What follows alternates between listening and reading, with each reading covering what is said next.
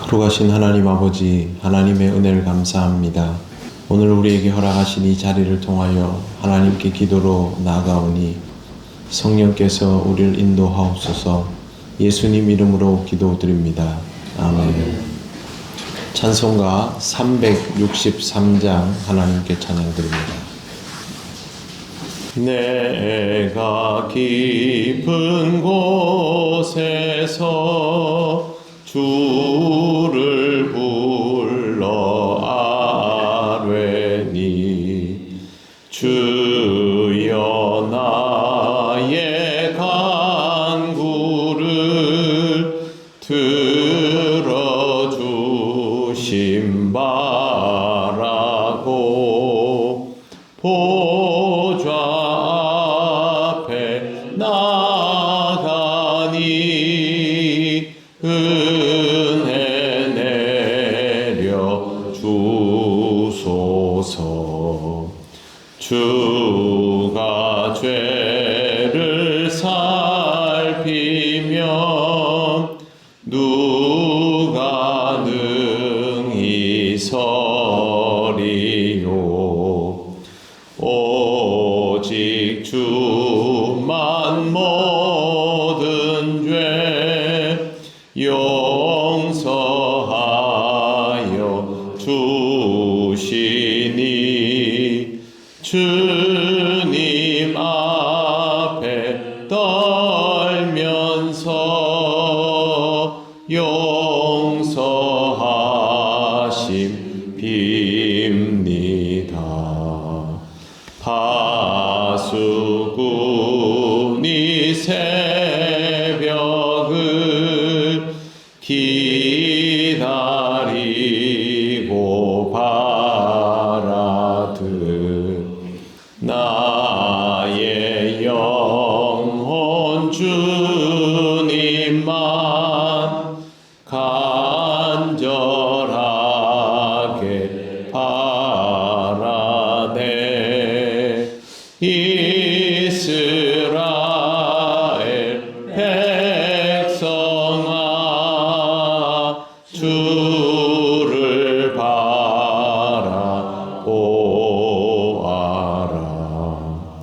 주의 크신 은혜와 그의 능력 바라라.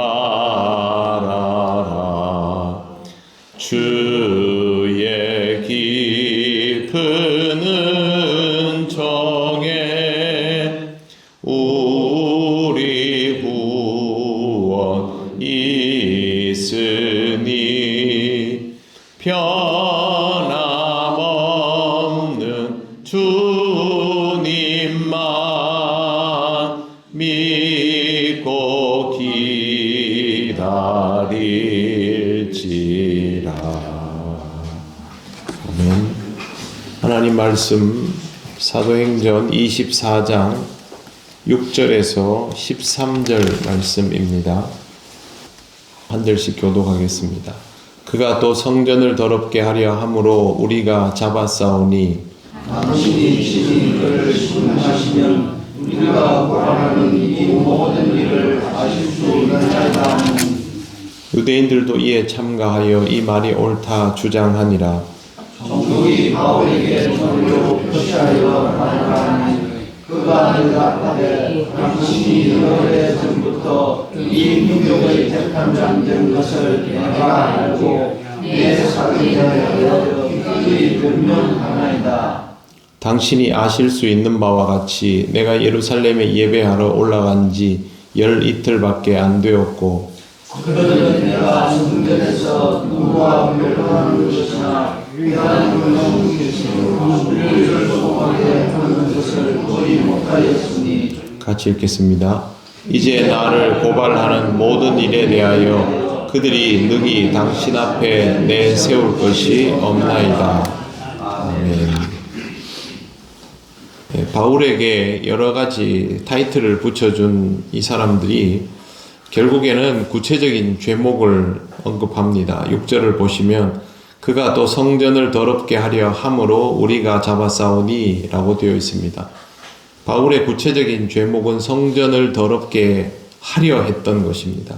성전을 더럽게 한 것이 아닙니다. 이걸 잘 읽어보면 더둘로가 성전 모독죄를 언급하고 있는데, 앞에서 말한 전염병, 소요하게 하는 자, 이단의 우두머리, 이건 사실 로마 입장에서는 공식적으로 대응할 만한 것들은 아닙니다. 그냥 별명이 그렇게 붙은 정도이지요. 그런데 성전 모독죄는 좀 다릅니다. 언면이 좋은 더둘로는 바울이 하나님의 임재 상징의 처소인 성전을 악의적으로 더럽히려고 시도했다라는 그런 방식의 언어를 사용합니다. 그래서 성전을 더럽혔다라고 하지 않고 성전을 더럽게 하려 했다, 시도하려 했다, 이렇게 표현을 하는 것입니다. 뭘 시도하려 했다라는 말은 입증하기 어렵습니다. 요즘 대통령 거처 앞에서 시위하는 사람들에 대해서 굉장히 논란이 많이 있는데, 경찰에서는 체포할 때 이 사람들이 위험한 일을 했다라고 하고, 시위하는 사람들은 우리는 그런 거 한 적 없다라고 하는데, 사실 이런 부분들은 물증이 없습니다. 어디까지인지 애매하지 않습니까? 근데 여기서 하려 했다라고 해버리면 지금 총독이 여기서 뭔가를 이렇게 딱 잡아내기가 어렵습니다. 예를 들어서 성전의 어떤 부분들을 파손했다 하면 그걸 죄로 물을 수 있겠죠. 근데 하려 한 것은 의도만 가지고 있었다라는 뜻이 돼버리기 때문에 그게 안 되는 겁니다. 더둘로가 이렇게 말을 할 수 있는 근거는요, 그 뒤에 나오는 우리가 잡아 싸우니에 있습니다. 뭘 하려 했는데 그 자리에서 잡으면 현행범이 되는 것이죠. 물증은 하나도 없지만 우리가 집단으로, 개인도 아닌 유대 사회에서 가장 인정받는 합법적인 집단이고, 법을 제일 중요하게 여기는 사내들인 공회원들이 우리가 현장에서 잡았습니다, 그러면 이거는 굉장히 공신력 있는 언어가 될 수 있습니다. 더둘로는 딱 이걸 맞추기 위해서 지금 바울을 죄인으로 만들기 위해서 제일 머리를 딱 짜낸 것이, 실제로 한 건 아니고 뭘 하려고 할 때 우리가 잡았고 우리는 공신력 있는 사람들이기 때문에 이거는 현행범입니다, 이러고 이제 바울을 몰아세우는 것입니다. 사내들인 공회가 고유의 직권으로 성전을 더럽히려는 바울을 체포한 것처럼 말하는 것은 새빨간 거짓말입니다. 바울이 체포된 것은 사내들인 공회가 아니라 분노한 유대인들에 의해서입니다.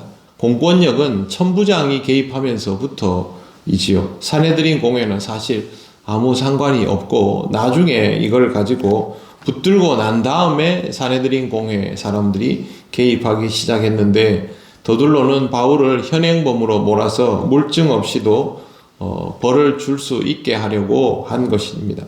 유대 사회에서 성전 모독죄는 유대 법률에 의하면 사형입니다. 정말 성전 모독에 대한 물증이 있으면, 아니면 정말 진짜 현행범이면 이 사내들인 공회가 천부장이나 혹은 이 총독에게 데리고 옵니다. 그러면 총독 입장에서도 정치적으로 사내들인 공회를 무시할 수 없지 않습니까? 그럼 물증이 확실하면 벌을 주도록 내줍니다. 그럼 사형시킬 수가 있습니다, 실제로. 그걸 지금 노리고 있는 것인데, 벨릭스는 이제 넘겨받게 되는 것이죠. 8절 보시면, 당신이 친히 그를 신문하시면 우리가 고발하는 이 모든 일을 아실 수 있나이다, 이렇게 하고, 9절에 보면 유대인들도 두둔합니다. 유대인들도 이에 참가하여 이 말이 옳다 주장하니라. 무리가 웅성웅성거리면서 이렇게 여론을 몰아가면 순식간에 분위기는 그쪽으로 기울게 되어 있는데요. 이제 총독이 바울에게 자기 변호를 할 기회를 줍니다. 바울의 변호는 11절부터 나옵니다.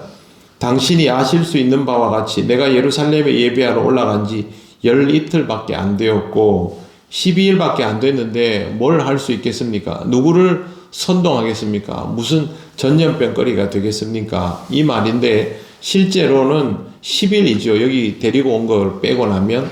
그런데 첫날부터 7일까지는 결례기간이었습니다. 그러면 실제로 바울이 성전에서 누군가랑 뭘 했다 하더라도 할 수 있는 기간은 2, 3일밖에 안 됩니다. 아무것도 할 수 있는 기간이 아닌 것이죠. 그걸로 뭘 하겠느냐는 말입니다. 12절 그들은 내가 성전에서 누구와 변론하는 것이나 회당 또는 시중에서 무리를 소동하게 하는 것을 보지 못하였으니 사내들인 공회원들은 실제로 여기에 대한 목격자가 아닌 거죠. 당연하죠. 그렇게 본 것도 없는 사람들이 말한다는 것이죠. 그래서 13절 이제 나를 고발하는 모든 일에 대하여 그들이 능히 당신 앞에 내세울 것이 없나이다. 굉장히 바울은 확신에 차서 당당하게 말합니다. 더둘로와 바울의 차이를 잘 보시기 바랍니다. 더둘로는 목적을 이루기 위하여 말하고 있고 바울은 진실을 말하고 있습니다. 바울이 진실을 말하는 이유는 그에게 있어서 잘못된 부분이 없기 때문입니다. 기억을 더듬어 보면 바울은 예루살렘 공회의 권면에 순종하며 결례를 행하기 위해서 성전에 간 것이지 다른 목적은 전혀 없었습니다. 동족에게 복음을 전하고 싶었지만 조심해야 한다는 그 말을 그대로 받으며 그냥 성전에서 누구도 선동하지 않은 상태였습니다. 그러나 더둘로는 죄 없는 바울을 죄인 만들기 위해서 거짓말까지 하고 있습니다. 진실한 사람은 목적을 위하여 위증하지 않습니다. 그리고 시간이 지나면 진실이라는 것은 결국에는 드러나게 되어 있습니다. 여러분 역사를 보십시오. 그 역사에서는 가리우고 싶은 것들이 굉장히 많으면 권력자들은 그걸 어떻게든 가리고 지워내려고 합니다만 시간이 지나고 나면 어떻게든 드러나는 것이 진실입니다. 오늘 말씀에서도 이 부분을 그대로 볼 수 있는 것이죠. 더둘로는 왜 이렇게 하고 바울은 왜 이렇게 할까요? 열쇠는 하나님에게 있습니다. 하나님을 믿는 자는 하나님 앞에 서 있기 때문에 위증할 수 없습니다. 수단 방법을 가리지 않고 일을 행할 수 없습니다. 중동 지역에 전쟁이 계속되고 있지요. 이 사람들 행동하는 거 보면 하나님을 믿는 자답습니까? 하나님이 어떤 분인데 그런 방식으로 전쟁을 하면서 사람을 마구 죽일 수 있습니까? 목적을 위해서 수단 방법을 가리지 않는 사람은 하나님을 두려워하는 자가 아닙니다. 하나님을 두려워하는 자는 하나님 앞에서 진실하고 하나님의 뜻을 늘 묻고 들으며 하나님께 순종하며 나아가는 사람이지요. 바울이 예루살렘 공회의 뜻에 순종한 것은 무엇입니까? 바울이 예루살렘에까지 구제하러 온 이유는 무엇입니까? 하나님께 순종하기 위해서 아닙니까? 신앙은 하나님께 순종하는 것이지 그 안에서 자기의 목적을 이루기 위해서 수단 방법을 가리지 않는 이와 같은 모습은 아닙니다. 유대인들이 매우 신실한 듯 말하지만 그들이 신실하지 않으면 이런 자리에서 법적으로 입증해야 되는 자리에서도 거짓을 말하면서 사람을 죄인으로 몰아세우고 있는 이 과정에서 이미 그들은 하나님을 의식하지 않는 사람들이라는 것을 다 드러내는 것입니다. 항상 하나님을 의식하며 살아가시기를 바랍니다. 우리는 죄가 많은 사람이고 허물이 많은 사람이지만 하나님을 의식하는 동안은 그렇게 쉽게 죄 지을 수 없습니다. 오늘도 하나님 앞에 있음을 항상 의식하면서 하나님의 은혜 가운데 살아가시기를 바랍니다. 기도드리겠습니다. 하나님 감사합니다. 이 상황에서도 진실만을 말하는 바울의 모습을 보며 하나님 앞에 있음을 의식하는 우리의 모습을 떠올려 봅니다. 우리도 부족하지만 하나님의 인도하심을 따라 살고 있사오니 오늘도 하나님을 의식하며 살게 하시고 하나님 앞에서 진실한 삶이 될 수 있도록 인도하여 주시옵소서. 추운 날씨가 계속되고 있습니다. 우리 성도들의 건강을 하나님께서 지키시고 주님의 은혜 가운데서 하나님 온 마음이 따뜻한 귀하고 복된 하루를 보내게 하시고 항상 하나님의 위로와 은총 속에 살게 하여 주옵소서. 오늘의 모든 것을 주님께 맡기오며 예수님 이름으로 기도드립니다. 아멘. 하늘에 계신 우리 아버지, 아버지의 이름을 거룩하게 하시며 아버지의 나라가 오게 하시며 아버지의 뜻이 하늘에서와 같이 땅에서도 이루어지게 하소서. 오늘 우리에게 일용할 양식을 주시고 우리가 우리에게 잘못한 사람을 용서하여 준 것 같이 우리 죄를 용서하여 주시고 우리를 시험에 빠지지 않게 하시고 악에서 구하소서. 나라와 권능과 영광이 영원히 아버지의 것입니다. 아멘.